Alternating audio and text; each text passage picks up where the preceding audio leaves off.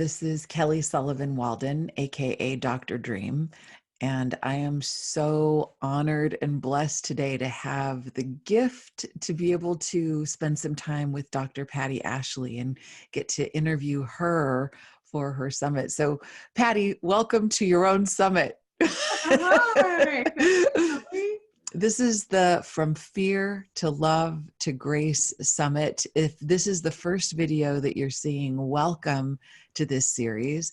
And if this isn't the first video that you're seeing or first audio that you're listening to, then you already know that this series is something that Patti's been doing for a little while. Why don't you tell them, before I get into talking to you about your book, Letters to Freedom, tell people a little bit about what this series is that you've put together for them.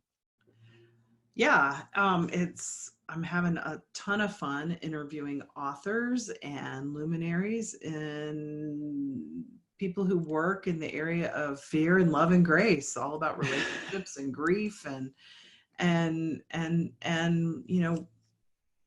of getting a sense of people's work in the world in relation to those areas, because that's so near and dear to my heart. It's really fun to be talking to people about that.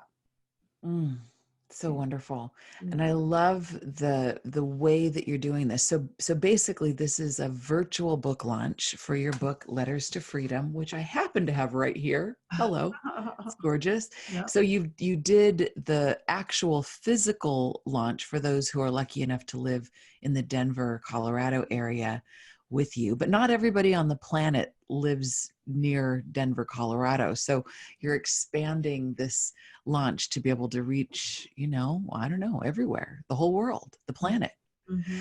And not just doing it in an ordinary way, like, hey, everyone, buy my book. It's like, oh, let's do something really magical. Let's interview people that are related experts and create something really fun. So you've put together something like, I don't know, it'll be maybe, when all is said and done, over 15 interviews with different luminaries on the subject of fear to love to grace and grief recovery and all kinds of topics that are related. So people can get all of this stuff for free if they get it on the day of the launch, which is super generous. And if they want to get it later and own it, they can. But really, they get like hundreds of dollars of content. I think it's a beautiful, generous offering. And in time for Valentine's Day, for anybody who's got any kind of queasy feelings about Valentine's Day, like maybe you lost someone and this is your first lonely Valentine's Day, or I don't know if I know my sister's birthday is on Valentine's Day, and she always calls it Valentine's Day Massacre because something always goes not exactly right. So there's a lot of people like her that have like a around Valentine's Day. This isn't the reason you're doing the summit, but address maybe a little Valentine's good spirit or good mojo that people can keep in mind if they're having a difficult time thinking about V-Day. Yeah, I think it's always hard, all of our holidays after we lose our loved ones, and especially Valentine's Day, because it's so loaded with, where's my partner? Right. And I guess I'll speak to my own experience of having gone down to, and it was quite synchronicity of going to Santa Fe on Valentine's Day last year, which is the place where Lawrence bought me my engagement ring. And here it is, my pretty ring. Oh my God.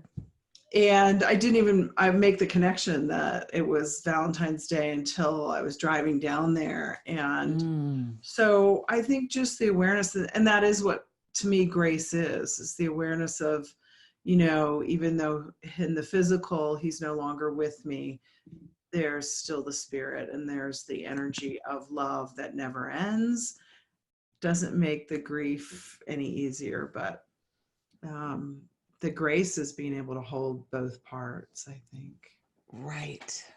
So beautiful. So I want to say a lot more about that, but just to give people some context about what this is, you've chosen this day for your launch on purpose, February 4th, 2020.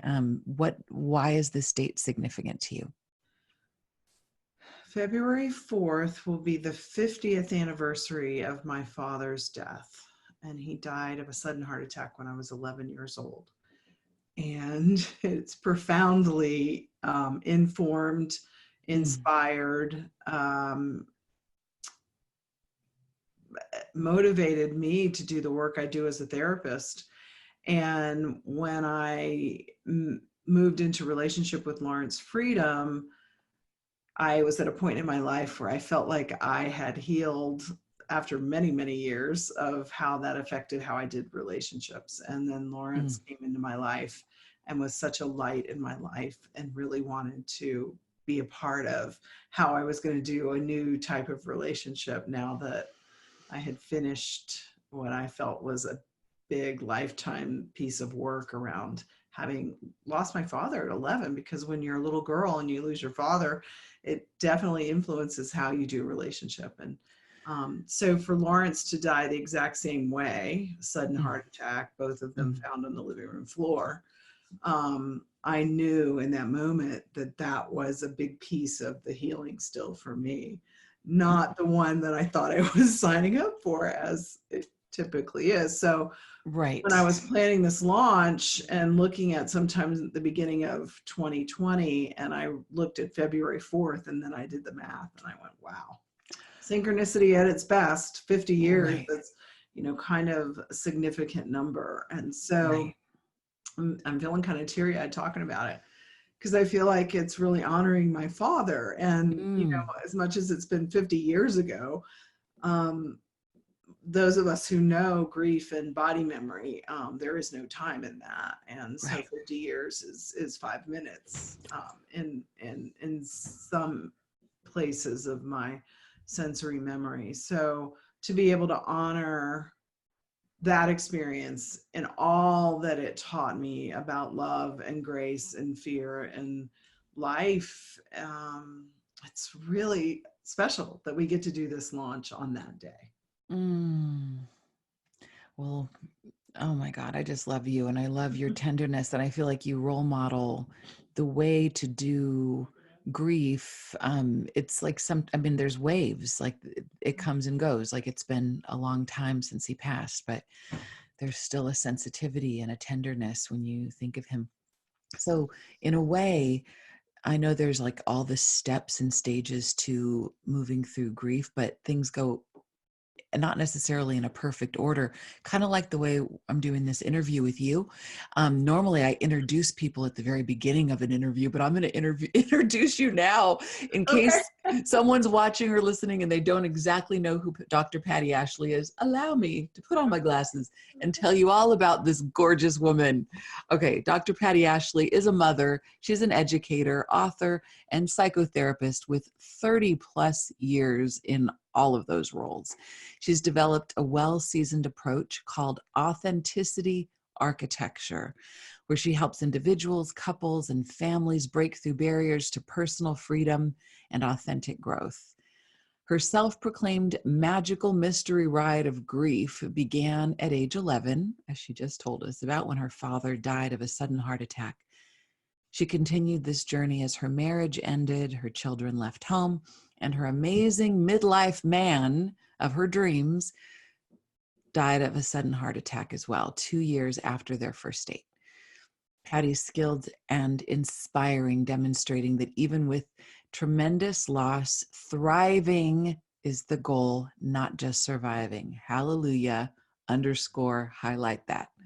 She offers in-person and online counseling and educational seminars on mothering, grief, and authentic relationship. She also leads individuals and group experiential retreats in the US and in Europe. And in case you're finding this interview somewhere besides Patti's website or her YouTube channel, you can go to pattiashley.com, and it's Patti with an I, ashley.com/summit to get the whole summit, all of the interviews that Patti's doing for this virtual book launch, as well as to find out information about all the different packages that she's put together when you buy different amounts of books. So you buy one book and you get all these interviews, and you buy more books and you get other goodies that she's packaged up for you. So that's pattyashley.com/launch. Okay. So this book is amazing. Letters to Freedom. So there's all this surrounding kind of wonderful circus going on for this virtual launch, but this is the center of the whole thing, Letters to Freedom. It's such a high vibe book, memoir, about your process of going through and from fear to love to grace. So I've read a lot of books in my day, and I just love this one so much because it's got all of the elements of the kind of books that I love. It's got, there's some mystery, and there's some suspense, and there's depth, and there's connection, and then you learn a lot of things. There's a lot of I feel like I end up, it's like being on a spiritual journey reading this book. But the thing that was shocking to me was, of course, I know from the setup of Letters to Freedom that this is your journal, like basically your diary, in a sense, of how you're, of going through the loss and kind of and then going back in time and describing the relationship with Lawrence. So I know, spoiler alert, he's going to die, but I forgot about that. I totally forgot. So when he dies, I'm shocked, and I'm like, wait, what? I literally was shocked and devastated and like not okay. And then like, oh my God. And then, so it's amazing how you brought me so into the details of your life and your relationship and the day to day and the text messages and the sweet notes that you guys wrote. And it's really honest, really revealing, authentic. You live up to your authenticity architecture. So this is, how did you do that? I mean, did you know that you were putting a book together? Did you just, because that's not an easy task to accomplish. Yeah, that's a good question. So what happened was, after he died, again, it was such a shock and such a trauma. And all I kept thinking was, oh my goodness, he and I had talked about how he was going to help me heal losing my father.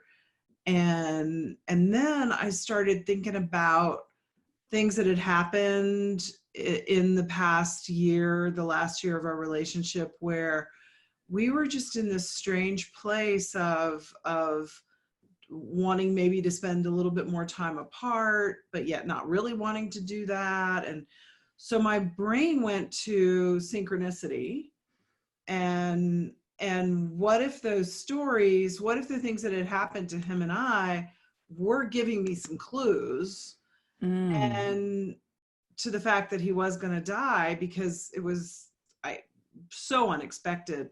And so I didn't want to forget the sweet stories, and two, I wanted to write them to help me kind of piece together what the heck just happened. And three, because what I know about grief is you have to tell the story at least 100 times.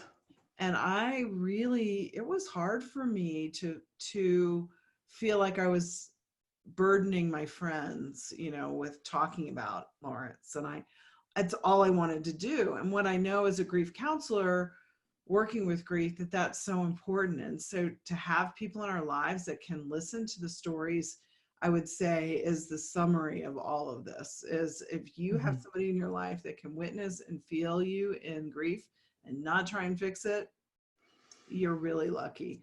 So I guess it was three things, was writing the stories, looking for the synchronicities, and I didn't want to forget. So as I'm writing these stories, so every night I'd sit down at the computer and I'd cry, and I'd think about something and I'd write the story.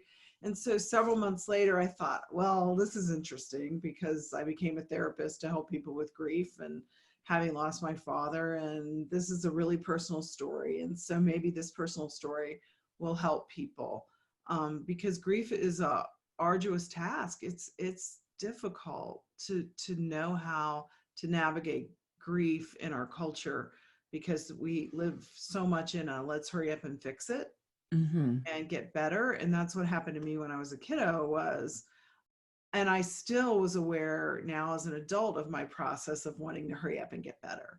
knowing that that Mm, was something I mm, learned, that, there was a lot of shame for me and feeling what I was feeling and not feeling like I could just get over it, and wanting to talk to people, but nobody really wanted to listen because there was more sympathy than empathy. In terms mm. of, oh, poor Patty, she lost her dad. It wasn't like, oh, Patty, let's talk about dad. Let's cry together. I didn't get a lot of that. I got a lot of, poor Patty, let's try and make it better. And so that's what I've learned in my life Oh. about grief, is that's what we tend to want to do. So I was really aware this time of how and when I was doing that. And I still can't say I did, you know, I rode the wave seamlessly by any means. But I had learned a lot. And so putting the book out on Amazon.com and being this vulnerable was really, really hard. So when people like you read the book and you went, wow, Mm, it really touched me. mm. I realized that's the reason I did the book, and that's the reason we're doing this summit, and hopefully it will help people. But yeah, it was quite vulnerable Mm. and scary. It still is. So, What's the scary part that still is? well, as a therapist, in the field, a lot of people think that therapists have it all together, right? Mhm. And I'm even still feeling teary-eyed talking to you right now, just Right. because I still have feelings coming up around grief and loss in my Mhm. life, because it's been big. I've had a lot of it, not just Lawrence and my dad, my marriage, my, Mm. moves with my kiddos, relationships in between. And grief is hard. It doesn't feel good at all. And so the fact that, as a therapist, you know, people think, well, you ought to have it all together because you're helping people. And I don't say, I'm not saying I don't have it all together. Like, You've got enough of it together. You've got a lot to give, and the mountain is a tall one. And but you're, to be that vulnerable is scary. And just to say, hey, people, this has been my journey, and my journey of love and loss has been pretty brutal. And here it is out there for the world to see. I think from having spent so much time with the hero's journey, Joseph Campbell's hero's journey on my brain, Mhm. I'm so aware that the journey, that often heartbreak is the beginning of a hero's journey. Like they say that sometimes the journey begins when the kingdom is in ruin. Yeah. And it's like you're kicked out. There's an exodus. You can't live here anymore. You can't Yeah. do this anymore. No more relationships. So there's, you cross the threshold, not willingly, not happily. It's like you're in the unknown upside down world, and not because you chose it consciously. Right. And then you figure out what the magic and the beauty of the upside down world, and the innermost cave and the belly of the whale, and you make all the enemies your allies, and you finally end up with all this wisdom and this elixir. And people think, well, then that's where the journey ends. You've got this wisdom, but it's not over until Yeah. you share it, until you Yeah. come home with the elixir. And so you writing your book, to me, is that this is why there's grace involved. And I get the chills as I say this, because it feels like you're this feels like exponential grace, that there may be grace where you personally get to maybe have moments of synchronicity like you talk about, and where you meet interesting people at the right time at the right place. But I think when you put something together so generous like these, and so courageous in this book, and then share it with other people, now it's no longer just your story. It's now my story. It's now thousands and thousands of other people's story. They're living with your story as if it's their own, and it's healing them, and the ripple effect is getting bigger and bigger and bigger, bigger than you could possibly know. And I think that grace does come back to you in other ways, and in other waves of gratitude. I think, good karma points that you don't even know are coming, you know. So in a way, like for the people that, not everybody who goes through a big loss is going to write a book, is going to write a best-selling book. It's enough to maybe journal or keep a diary, and not everybody is meant to write a book. But I think there is, as I'm listening to you, I'm listening for the tools that you've earned and learned. And one of them is to be able to tell the story as many times as you need to, and find the people that have the ears to hear the story, not just to fix you from a sympathy place, but ability to tell it. And then if you can't find all those people, then write it yourself so you can Right. put it somewhere. So you've honored these stories. And so I think that's another thing. And just personally, another little tidbit of like a tool in the toolbox that I've learned from you that isn't even in this book, um, is just being around you, being at your home. I feel like you've created an environment of so much nurturing. It's like your space and all the beauty that surrounds you is just lush. So I feel like there's something about taking care of yourself and your creature comforts. And so can you say something about that? Like, why? I mean, most people don't know that. It's not in your book, not Yeah, well, necessarily, it's in my first book though. So it's kind of a Oh, nice oh, little oh, segue into my oh, first let's book, talk about that. which is living in the shadow of the two good mother archetype. Mm, Because as you know, in your bio, you mentioned I was a mother, and yeah. mothering I started doing really, really young at 21, and wanted to be a really good mom and figure it all out, and went into this whole perfectionism around it, and was teaching parent education for a pediatric group, and went on to get my PhD and decided to do my doctoral thesis on women feeling good enough. And that plunged me into this whole arena of the suppression of the feminine, my search for Mary Magdalene, even as an archetype, trips Mm, to France, and just the importance of what you're saying, nurturing self, remembering the oxygen mask was one of the themes, and self-care, and how women and men, but particularly in my research around women as mothers, we don't take care of ourselves. And, research has shown that, there's an increase in physical and mental illness when we don't take care of ourselves and we don't nurture ourselves. So I'm a right. very busy woman. I work really hard.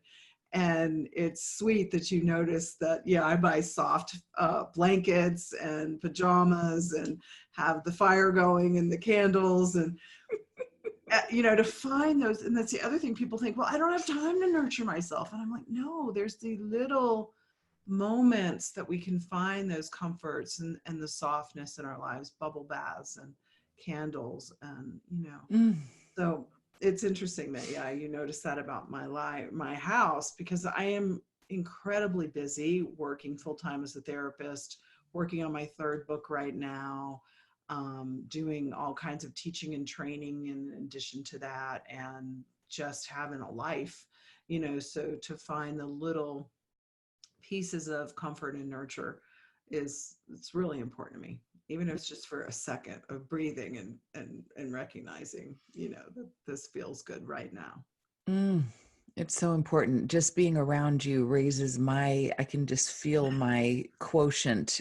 I mean, I'm thinking of the things that I have that I want to do to nurture myself that I'm not already doing. And it feels like it's like if mama ain't happy, ain't nobody happy. So Right. really, who are you making happy by being a martyr and by being completely crispy? And I can say that to myself. So Yeah. Well, yeah, we stay so busy. I mean, it's just that our culture, it's busy, busy, busy, and there's so much that we're bombarded with all the right, time.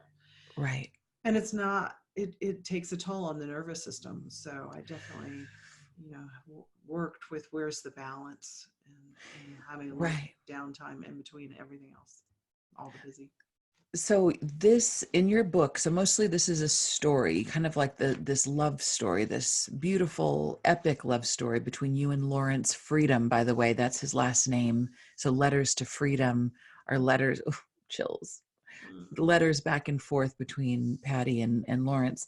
But there's tools that you develop about your own grief recovery. But then so you yourself have a ton of resources, but now you're adding to that exponentially by interviewing some people for your summit that have related areas of expertise. What are some of the things that you're learning from some of these interviews that you're doing? Maybe you can give a little abbreviated list of some of the people that are part of this summit? And of course, this isn't a complete list because all the interviews aren't done, but some of the interviews, and then maybe one or two things that you're learning. Well, when you were speaking a minute ago about the hero's journey and, losing my father, and all I could think about was Patti Lukenbach.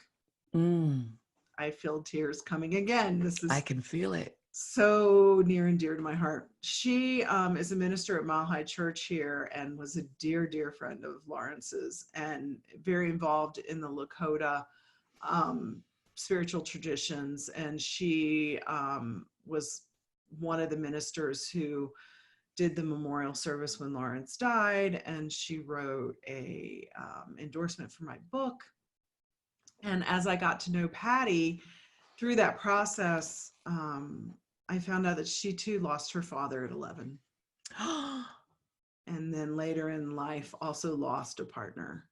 She is in a relationship now and been married for a while, but I didn't realize that we had this, this similar journey. And so in the interview, when I interviewed her for the summit, she said that losing her father was the biggest blessing of her life, because of all of what you said. And I completely agree. I mean, it has deepened me and made me so much more curious about, and like Patti and I both shared this curiosity around where is God and who is God. When you lose your father at 11, you wonder, well, where'd he go? Why can't I go there? I wrote about that in my book. And so that was a very touching interview for me to share that with her. I also interviewed Lee McCormick, and a few months before Lawrence passed away, Lawrence and I had gone down to Mexico and done a journey with him at Teotihuacan. I can't say it. You do. Teotihuacan. Teo. In Mexico. And it was interesting, speaking of synchronicities, Lawrence almost died on that journey. He he was a little risk taker, and we went from Teo, we went to Tolatongo. I'm not sure if I'm saying it right. Tolatongo, yeah. Oh my God. Beautiful. Yeah. Thermal waters that were just aqua green, beautiful color. And there was a cave that you could go into with the waterfalls, and there was a rope in the cave. And I know exactly the one you're talking about, and I know exactly that current. It says, do not go on the other side of the rope, but Lawrence did. And he wrote about this after the trip and was afraid to even tell me for a while, because he really thought he was dying. He went into a whirlpool under the water, and he couldn't get up. And he shared the experience of feeling like, well, I don't want to do this to the group. I don't want to die, here now. I've got to get out of this. But then he really thought it was going to happen, and he surrendered to that. And once he surrendered, he came back up, and his writing around that was about, the message he got from the spirit world that was speaking to him was, you're trying too hard, you have to trust us. So that was another big piece of the synchronicity when he died, because we had been going through some struggles in our relationship. And I said, I don't know, what are we going to do? How are we going to fix it? And he said, I love you. That's all I know. And I think we're going to get some answers in Mexico. And so after he died, I thought, well, that was the answer. That this what was going to have to happen in our relationship was this loss and this piece of this legacy that I am carrying on right now. I mean, I feel like that's a big piece of this too, is Lawrence was doing a work with addiction treatment around fear and love to grace. That was his title. And so continuing that legacy and knowing that he's with me is a big piece of the book. And I went off on a tangent because I was talking about Lee McCormick, because he's one of the interviews I did. And down in Teo, this is the experience we had. I'm also going to be interviewing a really good friend of mine that I met through Lawrence, Kim Murdoch. She wrote a book called Feeling Left Behind, Giving People Permission to Grieve. Um, I've interviewed Gary Sawyer, who's a relationship mentor, because a lot of the book is about fear and relationship, and he helps people clear some fear. What's his book called? Safe to Love Again. Yeah, and that's perfect. That's going to be perfect for this time because this is Valentine's, like safe to love again. Yeah. And let's see who else on my Joan Boroshenko, Joan or Borensigo. How could I I never forget say that? her name right. Joan is how I met Lee, because Joan is a beautiful spirit. She was going to help Lawrence and I. We were going to be doing a retreat for some people up at this healing center that we wanted to maybe activate as a place for people to go. And we were doing a visioning up there, and Joan was going to be a part of that. And we ran into Joan and Lee one day, synchronistic, I can't say it. Synchronistically. You had it. And it was so amazing because Joan lives in Santa Fe, and she happened to be up in Denver when we were with Patti having lunch, and walked in with Lee. And from that point on, Lee and Lawrence, and I, it's been amazing. But Joan is such a sweet, sweet love heart human being. So yeah, I'm looking forward to that interview. Let's see who else. Oh, Sue Frederick, who's big in the grief world. And Lawrence actually participated in one of her grief healing workshops after he had lost his wife a few years prior to him and I moving into a relationship. So, and Sue's books are amazing. My friend Billy Ortiz, who does dream work, because I talk a lot about dreams in the book, because when my father died, and I would have dreams about him, and when Lawrence died, dreams about him, and how, there's that crossover of metaphor as well as visitation, and, whatever that might mean to people. And then let's see. Yeah, I don't want to leave people out, but I will. And I'm still waiting to hear back. So Lisa Campion. Yeah. So that's somebody that you'll get to know. She's an amazing healer, psychic, therapist, author, and Christy Whitman, who's also an incredible coach, trainer, author, expert. And who knows? I mean, who knows who else will be a part of this. And Elisa Mangione, who's a medium here, who's talked to Lawrence. Wow. Past, as well as Lawrence's wife. And yeah, we'll see who else shows up. So as we wrap this interview up, what are your hopes? What are your dreams for what people will get from participating in this summit, listening to these interviews, buying your book, what do you hope people get from this? Well, one of the things I'm asking people is to define what grace is for them. And that's been interesting for me because, again, Lawrence wrote his curriculum From Fear to Love to Grace after he lost his wife, Susan, of 20 years. And he described what felt like a heart opening to him, where, he felt things in his heart he had never felt before from that brokenness. And, one of my things that I shared with him that I had heard when I got divorced was it's a spiritual, I don't know who said it, but it's break my heart open to a higher love. Ooh. Yeah. And wow. And I think it's also related to what's known, as the Sacred Heart, in the feminine version of Catholicism, which I can't really speak to, but to me, it's the sacredness of our heart and what we learn from being broken open. And I really want to continue the legacy of what Lawrence wanted to do with this Sacred Heart.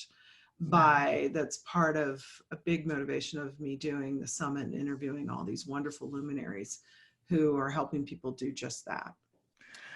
Wow, this is amazing. Patti Ashley, Dr. Patti Ashley, it's such a pleasure to know you and to be connected with you and to get the opportunity to interview you about your summit, the From Fear to Love to Grace. And it all happens live on February 4th, whether you're watching or listening to this live now or after the fact. If it's ahead of time, then make sure to mark your calendar for February 4th, 2020. All day long, 24 hours, this summit will be up, live, available, and you can watch as many interviews as you want. And I'm sure these will be distributed ahead of time as well. And make sure you get your copy of Letters to Freedom, Patti's book, so that it's like your ticket to the party, so that you can play and you got to be in it to win it, so to speak. And there's going to be so many things for you to just give you the biggest boost, so that this Valentine's Day, wouldn't it be amazing if this Valentine's Day became a day where all of our hearts could just break open into this deeper love, as Patti said. I mean, imagine a world of people with their hearts just open wide and sacredly loving one another, as if this moment is all we've got, because it is. That would just be so amazing. And I appreciate you, Patti, for contributing to big love on the planet and big freedom and big grace on the planet. So thank you so much, and best of luck with everything you're doing. And I love you. Thank you, Kelly Sullivan Walden, for also opening the heart to that big love. And I love you too. Thank you so much. Sweet dreams. You too. Bye. Bye.